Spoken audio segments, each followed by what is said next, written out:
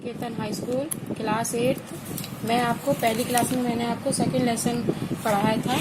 ये आपका भूमि, मृदा, जल, प्राकृतिक वनस्पति हमने इतना पढ़ लिया था। आज पढ़ेंगे भूसंकलन के बारे में। मैंने आपको बताया था। आज बताएंगे कि मृदा क्या है। पृथ्वी के जो भूपृष्ठ पहले जो भाग पर दाने करके जो पतली सी एक परत होती है उसको कहते हैं मृदा।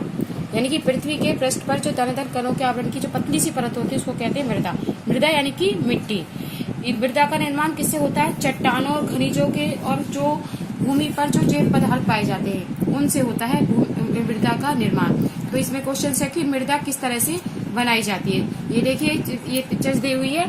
हामूसर पर्वत के ऊपरी मृदा जो दे रखी है, उसके बाद बालूकन जो उसके नीचे का पार्ट्स होता है, और जो चट्टाने और चनक चट्टाने, इन सब से मिलकर जो ऊपरी जो ये पृथ्वी की परत है उसको कहते हैं मृदा।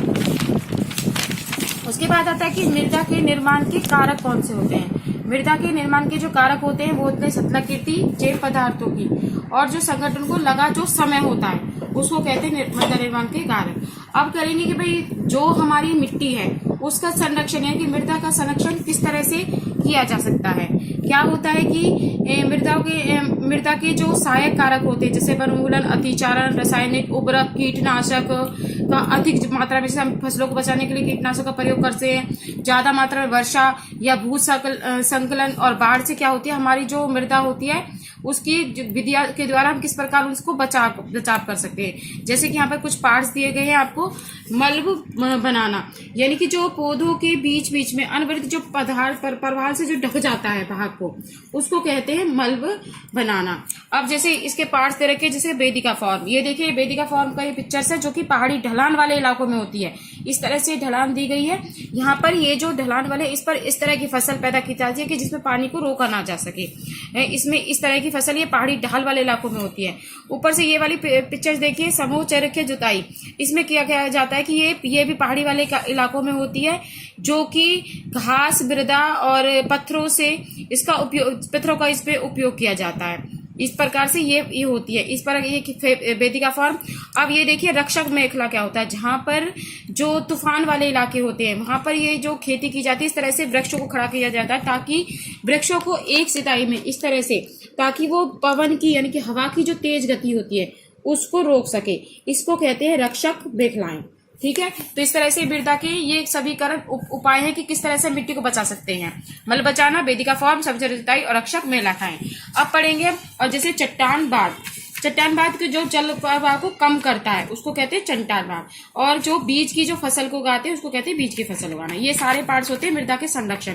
अब पढ़ेंगे कि जल, हमारी पृथ्वी पर जो 3/4 जो पार्ट्स है वो उसका है पानी का है, कि पानी से ढकी हुई है। वो पानी किसी भी रूप में हो सकती है, जैसे महासागरों के, नदियों के रूप में, बर्फ के रूप में, और जो पृथ्वी का 2/3 भाग है वो उससे ढका हुआ है, पृथ्वी की सतह से पूरी तरह से ढका हुआ है। तो कहीं पर भी ये 70% किसी तरह से नदियों में, वायुमंडल में जलवाष्प के रूप में बहता है। तो इसको कहते हैं, ये होता है जल की। अभी देखिए आगे कि अलवणीय जल पृथ्वी का सबसे अधिक मूल्यवान पदार्थ होता है, क्योंकि वो हमारे लिए योग्य होता है, और जल को न तो बढ़ाया जा सकता न ही घटाया जा सकता। इसकी मात्रा जो होती है स्थिर रहती है जल की, और इस तरह से ये जल होती है। अब जल की जो उपलब्धता की समस्याएं हैं वो कहाँ पर है? कुछ ऐसे इलाके हैं जहां पर जो जल होता है वो बहुत ज्यादा कम मात्रा में होता है। जैसे यहाँ दे रखा है आपका अफ्रीका, पश्चिमी एशिया, दक्षिणी एशिया, संयुक्त राज्य अमेरिका के भाग, और ये के।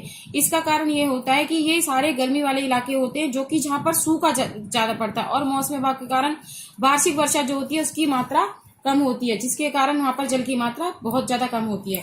इसलिए अब इसका जल का हम संरक्षण किस प्रकार से कर सकते हैं, जैसे कि आज के विश्व में जो शुद्ध जल है उसका संरक्षण हम किस प्रकार से कर सकते हैं कि प्रदूषण को रोककर। सबसे पहले तो जो हम नदी नालों में जो मलमूत्र रसायन के विसर्जन करते हैं उसे जो शुद्ध जल होता है वो भी हमारा कैसे होता है, वो खराब हो जाता है। कीटनाशक पदार्थ जैसे कि हम उनको पौधों को बचाने के लिए, अपने फसलों को बचाने के लिए कीटनाशक पदार्थों का प्रयोग करते हैं, तो वो जल के द्वारा बारिश के द्वारा वो नदी नालों में पहुंच जाता है। उससे भी क्या होता है, मानव के उसमें नदियां जो है का जल खराब हो जाता है और उसके द्वारा क्या होता है, मानव के शरीर में प्रवेश करता है। इस प्रकार से ये क्या होता है, हमारा जो ये जल जो है अशुद्ध हो जाता है। अब इनका संरक्षण किस प्रकार से किया जा सके कि जल को कैसे बचा सकते हैं, कि जो जल का उपयोग है खेतों की सिंचाई के लिए इस तरह से किया जाए कि जल के रिसाव को थोड़ा कम किया जाए, नहरों को जो है पक्का किया जाए, ज्यादा मात्रा में पक्का किया जाए, जिससे कि ये होगा ये टपकन और ड्रिप बिताई द्वारा कि जिस तरह से पानी को एकत्रित करके और करके हम बहुमूल्य जल को बचा सकते हैं। तो आज के लिए इतना ही। आपने मृदा और जल के बारे में पढ़ा है, नेक्स्ट क्लास में इसको पढ़ेंगे प्राकृतिक वनस्पति।